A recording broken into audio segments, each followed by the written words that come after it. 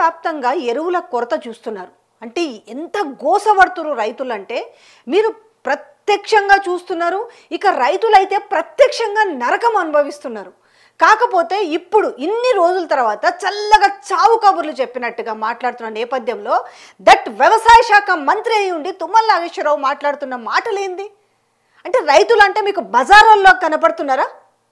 పొద్దునెప్పుడో 4 గంటలకు లేచి వాళ్ళు లైన్లలో క్యూలు కట్టి, అంటే కనీసము మీకు ఆ పిక్స్ ఆ ఫొటోస్ చూస్తానన్నా కొంచెమన్నా జాలని పెడతలేదా వాళ్ళు పడుతున్న ఇబ్బందులు? అసలు ఏం మాట్లాడుతున్నారు? అసలు నిజంగానే అవస్థ ఉందా లేదా? తెలంగాణ రాష్ట్రంలో ఈరోజు ఎవరెవరైతే యూరియా కోసం అవస్థలు పడుతున్నారో నిజంగా ఆ పరిస్థితి ఉందా లేదా? నిజంగా ఈరోజు రోడ్లపైకి వస్తున్న వాళ్ళు రైతులు కాదా? నిజంగా బజారు మనుషుల? ఈ రకంగా మాట్లాడిన మాటల్ని ఈరోజు వ్యవసాయ శాఖ మంత్రి వెనక్కి తీసుకోవాలన్నా లేదా? నిజంగా ఎవరన్నా ఈ లైవ్ చూస్తున్న వాళ్ళైనా లేకపోతే తర్వాత చూసిన వాళ్ళైనా కామెంట్ అయినా చేయండి. ఇప్పుడు మీకు అందుబాటులో కాల్స్ అయితే పెట్టాము. ఒకవేళ మీరు ఎవరైనా ఈ లైవ్ చూస్తుంటే కాల్ చేయొచ్చు. ఇక్కడ నెంబర్ కూడా నేను డిస్ప్లేలో పెట్టాను, 7386874449. మీకు ఆల్రెడీ నెంబర్ కనిపిస్తుంది డిస్ప్లేలో.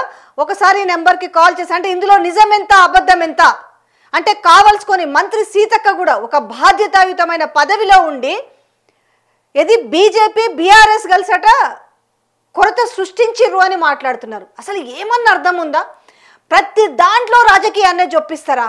కొంచెమన్నా మనుషులకి అప్పుడే అంటారు. ఎందుకంటారు తెలుసా? సిగ్గుండాలనే మాటని ఇంత పెద్ద మాట ఎందుకు వాడతారు తెలుసా? రైతులు అరిగోస పడుతుంటే మీరు ఇంత చల్లగా సావు కబురు ఎట్లా చెప్పగలుగుతున్నారు? ఒక్కొక్కరు ఏజ్తో సంబంధం లేకుండా ఒక్కొక్క దగ్గర విన్నారు కదా బైట్స్, మాకు డే మొత్తం ఉంటే కూడా 5 కేజీల యూరియా కూడా రావట్లేదని మాట్లాడిన మాటలు.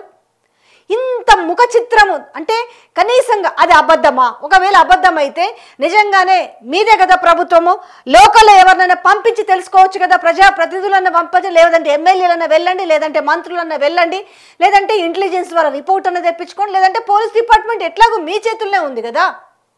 కానీ ఇక్కడ ఎందుకు రైతులను ఎందుకు అవమానపరుస్తున్నారు? తుమ్మల మాట్లాడిన మాటలు చూద్దాం ఒక్కసారి. నాకు తెలిసి బజార్ ఎక్కే వాళ్ళందరూ పొలంలో ఉండేవాడు కాదు. చూడండి, యూరియా కోసం వచ్చినోడు పాపం కొనుక్కొని వెళ్తున్నారు, అతడు గొడవ లేదు మాకు. యూరియా అవసరం లేదు, రాజకీయ అవసరం ఉన్నోళ్ళే తర్జన భర్జన పడుతున్నారు. సరే, నాకు తెలిసి బజార్ ఎక్కే వాళ్ళందరూ పొలంలో ఉండేవాడు కాదు. నిజంగా యూరియా కోసం వచ్చినోడు పాపం కొనుక్కొని వెళ్తున్నారు, అతడు గొడవ లేదు మాకు. దీన్ని మీరు అంగీకరిస్తారా? ఈ మాటని వ్యవసాయ శాఖ మంత్రి తుమ్మల మాట్లాడిన మాటలు నిజంగా డిస్ట్రిబ్యూట్ చేసే విధానం తెలుసా? కొరత ఉంటే కొరత ఉందని చెప్పే ధైర్యం అన్నా ఉండాలి, దాన్ని ఒప్పుకునే కెపాసిటీ అన్నా ఉండాలి కదా. అది లేకుండా అంటే కళ్ళు ఏమన్నా ఏజ్ బార్ అయిందని ఇట్లనే మాట్లాడుకోవాల్సి వస్తుంది. ఇప్పుడు కళ్ళకి ఏమన్నా కనిపించటం లేదా? కళ్ళకి ఏమన్నా మసకలు వచ్చినాయి? చూపు ఏమన్నా మందగిచ్చిందా? రైతుల్ని అవమానించేటప్పుడు, రైతుల గురించి నోటి దురుసు మాటలు మాట్లాడేటప్పుడు, టంగ్ స్లిప్ అయ్యేటప్పుడు ఒక్కసారన్నా వెనక ముందు ఆలోచించుకొని మాట్లాడాలి కదా. ఇప్పటికైనా ఆయన ఖచ్చితంగా రైతులకు క్షమాపణ చెప్పాలి. బజారో లేక బజారు మనుషులైతేనే రోడ్లపైకి వస్తారన్న మాట ఏంది? అంటే వాళ్ళకు యూరియా దొరుకుతున్నా కూడా కావాల్సుకొని వచ్చేసి వాళ్ళ మొత్తం విజువల్స్లో చూస్తున్నాం కదా, ఆ విజువల్స్ని చూస్తుంటే ఒక్కసారి కడుపు తరుక్కుపోతలేదా? పరిస్థితి ఏ రకంగా ఉందన్న విషయం అన్న అర్థమైతలేదా? ఇంత ఘోరంగా ఈరోజు తెలంగాణ ప్రజల్ని ఎంత ఘోరంగా అవమానించినట్టు కళ్ళ ముందు కనిపిస్తుంటే ఆయనేమో ముఖ్యమంత్రి ఏమో అసలు యూరియాకే కొరత లేదని ఆయన మాట్లాడతాడు. ఈయనేమో బజార్ మనుషుల్లాగా నిజమైన రైతులు ఎవరు కూడా రోడ్లు ఎక్కలేదు, మిగతా వాళ్ళు మాత్రం వచ్చి సైలెంట్గా తీసుకొని పోతున్నారట, మిగతా వాళ్ళు వచ్చి రాజకీయం చేస్తున్నారట. ఇక్కడ ఎవరిని అవమానిస్తున్నట్టు? ఎందుకు ఈరోజు అంటే పక్క రాష్ట్రంలో లేని కొరత ఈరోజు ఈ రాష్ట్రంలో ఎందుకు వస్తున్నది అంటే ఎవరు ఫెయిల్యూర్? ఇక్కడ కేంద్రం మీదకి నెట్టేస్తారు కదా. మంత్రి సీతక్క మాట్లాడుతూ కూడా ఈరోజు ప్రతి ఒక్కరు మాట్లాడుతూ ఈరోజు మొత్తం కూడా కేంద్రం పైన నెట్టే ప్రయత్నం చేస్తారు. కేంద్రం మెడలు వంచి యూరియా తీసుకురావాల్సిన బాధ్యత ఎవరికి ఉంటుంది? రాష్ట్ర ప్రభుత్వాన్ని కదా. అంటే ఓట్లు వేసి గెలిపించుకొని ఒక ముఖ్యమంత్రి ఉన్నాడు కదా, ఇన్నిసార్లు నేను ఢిల్లీకి పోతున్నా అని చెప్తున్నాడు. ఎన్నిసార్లు పోయి ఉంటాడు ఇప్పటికి? ఇన్నిసార్లలో కనీసంగా సరిపడే యూరియా కూడా తీసుకురాని పరిస్థితి. రెండోది ఒక డౌట్ ఎక్కడ వస్తుందంటే నిజంగానే యూరియా ఉన్నా కూడా కృత్రిమ కొరతని క్రియేట్ చేస్తురా? మధ్యలో మీడియేటర్స్కి అంతా కూడా ప్రైవేటు వ్యక్తులకు దళారులకంతా కూడా యూరియాని అమ్మేసుకొని ఈరోజు మొత్తం కూడా దాన్ని డైవర్ట్ చేసేసి ఈరోజు యూరియా లేకుండా యూరియా లేదని క్రియేట్ చేస్తున్నారా?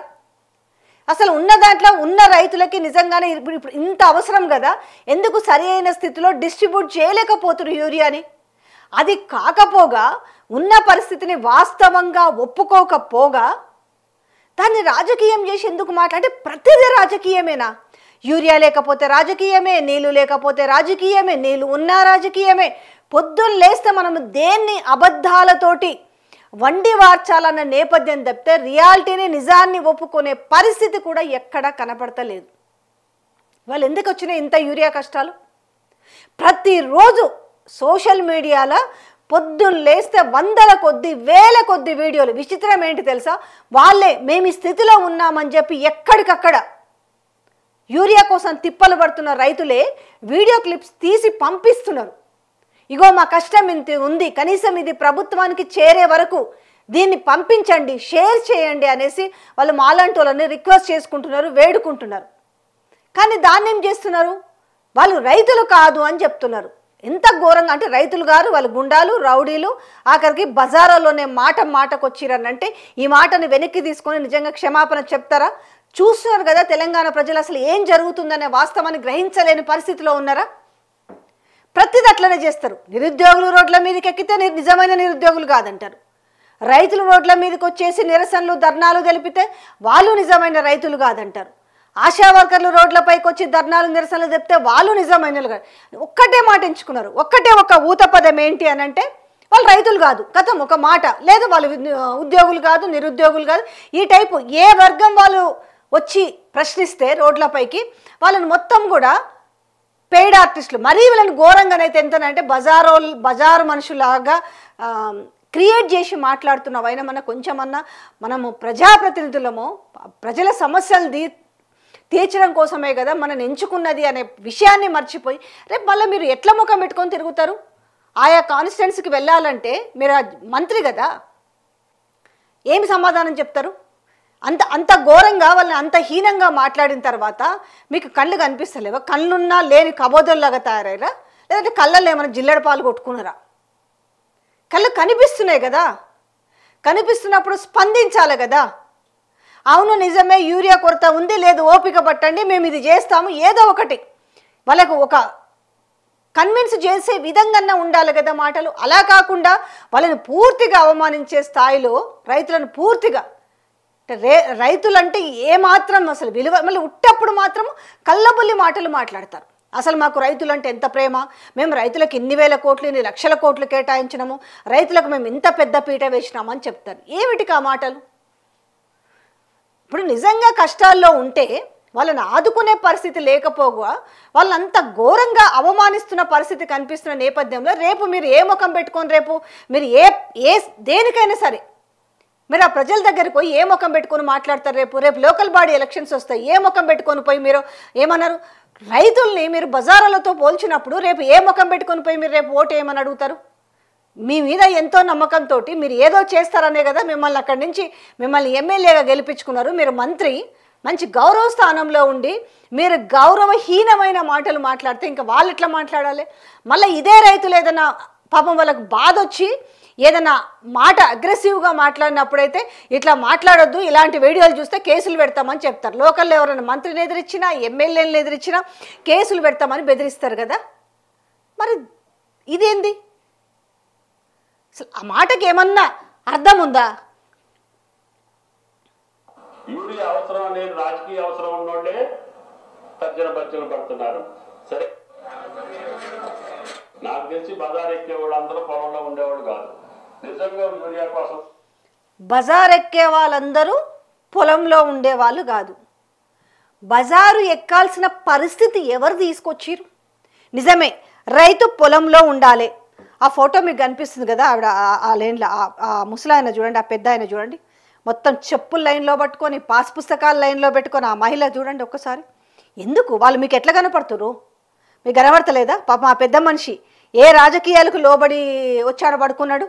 ఆ పెద్ద ఉంది ఏ రాజకీయాలకు లోబడి వచ్చాడ పడుకుంది? లేకపోతే ఆడ రోడ్డు మీద బైఠాయించి కూర్చున్నారు కదా, ఏ రాజకీయాలకు లోబడొచ్చామ ఆడ కూర్చుంది? ఆ విజువల్స్ చూస్తుంటే మనకు కడుపు తరకపోతే చూసేవాళ్ళు ఎవరికైనా మామూలు మనుషుల కన్నా మనసు కాస్త బాధపడుతుంటుంది. అరే వీళ్ళకి ఈ పరిస్థితి వచ్చిందా, మనం వీళ్ళని ఆదుకోలేకపోయినామా, ఎంత కష్టం వచ్చింది వీళ్ళకని మాట్లాడుతుంటారు కదా. పొద్దున్న ఎప్పుడో 4 గంటలకు లేచి వచ్చి అట్లా లైన్లల్లో ఎంత ఘోరంగా కనపడుతుంది చూడండి. ఆ పాస్ పుస్తకాలు పెట్టి వాటి మీద కొందరు వర్షం వస్తే తడిచిపోతుందని దాన్ని కవర్లలో పెట్టి ఆ పాస్ పుస్తకాలని వచ్చి వాళ్ళ లైన్లలో ఎందుకు అంత గోస చెప్పు. వాళ్ళు పొలంలోనే ఉండాలి కదా. పొలంలో ఉండకుండా వాళ్ళు బజార్ ఎక్కారని, పొలంలో ఉండే వాళ్ళు ఎవరు బజార్లకు ఎక్కరు అని అన్నారు. ఈ పొలంలో ఉండే వాళ్ళందరూ బజార్లకు ఎక్కే విధంగా చేసింది అసలు ఎవరు? ఈ పరిస్థితి తీసుకొచ్చింది ఎవరు? ఏమనంటే చల్లగా చేయి దులుపుకొనేసి కేంద్రం పైన నెట్టేస్తారు. ఇంకా మళ్ళీ సిగ్గు లేకుండా వాళ్ళని ఇష్టం వచ్చినట్టుగా మనకి నోటు ఉంది కాబట్టి నోటి దురుసనాలా వాటి నోటి దూలు అంటారా? మరి అంత ఘోరంగా అవమానిస్తారా? ఏదో మార్పు తెస్తామని చెప్పి మీరేదో ఉద్ధరిస్తారని చెప్పేసి అన్నింట్లో సర్దుకుపోతారు పాపం రైతులు. ఇప్పటికీ కూడా సర్దుకుపోయారు. మొన్నటిదాకా పోనీలే అనే కదా వాళ్ళు సర్దుకుపోతున్నారు. ఏంది మీరు రైతు భరోసా విషయంలో సర్దుకుపోయినారు కదా. 15,000 ఎకరానికి ఇస్తామని చెప్పి లాస్ట్కు ఎకరానికి మేము 6,000 రూపాయలు ఇస్తాము, సంవత్సరానికి 12,000, 2 పంటలకు గాను 12,000 ఇస్తామంటే పోనీలే అదన్ని ఇస్తే చాలరా బాబు అనుకుంటే అది కూడా మీరు 3 దఫాలు ఎగ్గొట్టేసి 4వ దఫా మాత్రం లోకల్ బాడీ ఎలక్షన్స్ కోసం మాత్రమే అకౌంట్లో వేసిరు. పోనీలేని సర్దుకున్నారు. రుణమాఫీ మీరు చేయాల్సింది మీరు చెప్పిన ప్రకారమే 31,000 కోట్ల రుణమాఫీ చేయాలి. కానీ మీరేం చెప్పారు? మేము 20,000 కోట్ల రుణమాఫీ చేసినామన్నారు. పైన 11,000 కోట్ల రుణమాఫీ చేయలే.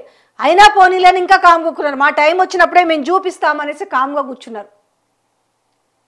తర్వాత కౌలు రైతుల పరిస్థితి వాళ్ళు వదిలేసిరు, రైతు కూలీల పరిస్థితి వదిలేసిరు. ఏవి లేకపోయినా కూడా రైతు బీమాని ఎత్తేసిరు.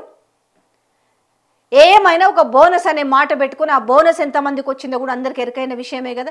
ఇన్ని రకాలుగా వాళ్ళ మీద పచ్చి అబద్ధాలు ప్రతిరోజు మాట్లాడుతున్నాయి. ఏ వేదికైనా మనం చేసిన ఘనకార్యం ఈ రాష్ట్రమే కాదు కదా, ఇంకా పక్కన ఎక్కడో బీహార్ రాష్ట్రంలో ఎలక్షన్స్ అవుతుంటే 100 కోట్లు వేసి యాడ్స్ ఇచ్చినా కూడా చూస్తూ కూర్చున్నారు. మీరు ఏం చేసిరో తెలుసు. వాళ్ళకు ఒక సమయం రావాలి కాబట్టి ఆ సమయం కోసము వాళ్ళు కూడా కాసుకొని కూర్చున్నారు. ఇంకా మీరు చేసిన పని పెద్ద గొప్పదైనట్టు మీరేదో పెద్దగా రైతుల్ని ఉద్ధరించినట్టుగా వాళ్ళని ఘోరంగా అవమానిస్తున్న పరిస్థితి కనబడుతుంది. ఖచ్చితంగా ఇలాంటి దానికి సిగ్గుపడాలి. రైతుల్ని అవమానించినందుకు కానీ అంటే రేపు అంటాడు నేను ఇలా మాట్లాడలేదు, నేను మాట్లాడింది ఒక రకంగా అయితే సోషల్ మీడియా వక్రీకరించింది అనేది చల్లగా సాగు కబురు చెప్తారు. చూడు ఈ నిరసన ఎక్కువైంది అనుకో, ఇంత ఘోరంగా మీరు రైతుల్ని అవమానిస్తారనే మాట ఇక కొంచెం వాళ్ళ చెవులకు పాకినాక ఏమవుతుంది అని అంటే చల్లగా జారుకుంటారు. నేను అట్లా మాట్లాడలేదు అంటే నిజమా రైతులు పొలాల్లో ఉంటారన్నాను పని అంటే దాన్ని నేను మాట్లాడిన మాట వేరు, ఆ ఒక్క లైన్ తీసుకొని నన్ను వక్రీకరించిరు అని చెప్పి సేమ్ ఇదే మాట మాట్లాడతారు. తర్వాత కరెక్టే నేను మాట్లాడిన తప్పు అనేసి క్షమాపణ ఉండదు. సో ఒకసారి ఆలోచించండి మీరు కూడా. ఇంత జరుగుతున్నా కూడా మీరు ఓట్లేసిన వాళ్ళు గద్దల్లోకి కూర్చొని ఈరోజు చల్లగా సావు కబుర్లు మాట్లాడుతున్నారు, హేళన పరిచి మాట్లాడుతున్నారు. మిమ్మల్ని ఎంత హీనంగా చూస్తున్న పరిస్థితి కనపడుతుంది ఈరోజు. హీనంగానే కదా, మీ దగ్గరకు అవసరం ఉన్నప్పుడు కాళ్ళ వేళ్ళ పడేసేవో ఓట్లు వేయించుకొని పోయి ఈరోజు మిమ్మల్ని ఎంత హీన పరిస్థితిలో చూస్తున్నారు. ఈరోజు ఆ మాటలు వింటుంటే ఏమనిపిస్తుంది చెప్పు? ఎవరికైనా రైతులకి రైతు బిడ్డలకి ఎవరైనా కడుపు మండుతుంది, కడుపు కాలుతుంది. మాకెంత కష్టం ఉంటే ఎంత యూరియా అవసరం ఉంటే ఈరోజు వచ్చేసి రోడ్లపైన ఉన్నాము, దాన్ని అంత కించపరిచి నిజమైన రైతులు అయితే పొలాల్లో ఉంటారు లేకపోతే బజార్లో ఉంటారు కాని వాళ్ళనంటే నిజమైన రైతులు ఏంటి? ఎవరు నిజమైన రైతులు? ఎవరు నిజమైన రైతులకు పోని పొలాల్లో ఉండకుండా వాళ్ళు రోడ్డు ఎక్కే పరిస్థితి ఎందుకు తీసుకొచ్చారు? పోని తీసుకురాకుండా ఉండడానికి మీరు చేసిన చర్యలేంది? ఎన్ని రోజుల నుంచి వాళ్ళు రోడ్లపైకి ఎక్కిరి చెప్పుండ్రి? ఎన్ని రోజులకు వెళ్ళి మీరు ఇట్లాంటి విజువల్స్ని చూస్తున్నారు? సో ఈ పాటికి అర్థమై ఉంటుంది. ఇప్పుడు తెలంగాణలో ఉన్న ప్రతి ఒక్క రైతులకు రైతు బిడ్డకి అర్థమై ఉంటుంది. ఎందుకంటే గతంలో రైతు బంధు అడిగితే చెప్పు తీసుకొని కొట్టాలన్న మంత్రి కోమటిరెడ్డి వెంకటరెడ్డి మాటల్ని ఇంకా మర్చిపోలే. అంటే ఏవడిగినా కూడా ఇంత మర్చిపోలేదు కదా. ఆ రోజు రైతు బంధు విషయంలో ఇట్లనే మాట్లాడారు కదా. రైతు బంధు ఎవరైనా అడిగితే చెప్పు తీసుకొని కొడతామని మాట్లాడారు. ఈరోజు ఆఖరికి రైతుల్ని బజారు మనుషులు చేసి చిత్రీకరించిన వైనం కనపడుతుంది. అంటే ఈరోజు ఎంత చులకన అంటే కేవలము వేదికల మీద ఉపన్యాసాలు ఇవ్వడానికి మీడియా ముందు మాట్లాడడానికి మాత్రమే రైతులకి పనికొస్తారు. అంటే కళ్ళబొల్లి కబుర్లు చెప్పడం కోసం. నిజంగా రైతుల్ని గుండెల్లో పెట్టుకొని చూసుకునే పరిస్థితి ఎక్కడైనా ఉందా? రైతులు అంటే ఈరోజు ఎంత చులకనైపోయింది. ఇవాళ అరిగోసలు పడుతుంటే ఎకసకంగా నవ్వుతున్నారు, ఎంజాయ్ చేస్తున్నారని చెప్పాలి ఖచ్చితంగా. అంటే ఆ మాటలు చూస్తుంటే ఎవరికైనా బాధపడతారు, బాధ అనిపిస్తుంది.